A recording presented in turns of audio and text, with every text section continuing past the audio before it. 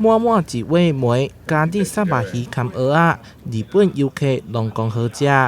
おいしい。安南区沙巴鱼养殖面积676公顷，即马食沙巴鱼食到时，区公所要举办连续13档的产业季，今年选到四草大众庙，结合知名的绿色隧道，行销台港文化。四草绿色隧道有陆上的，有坐船的哈，那都欢迎能够向大众庙的网站报名。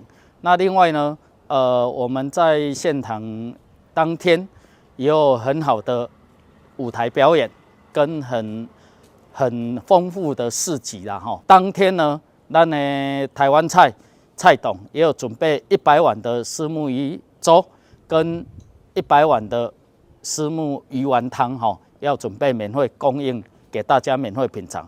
那无非都是为了行销我们安南区最好的虱目鱼产品。一般民众参加交300块的报名费，会当领到茶仔、浓油羹含柿子羹，还有大众庙的特色sau丝圈仔。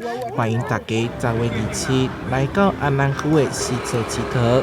台南新闻社采访报道。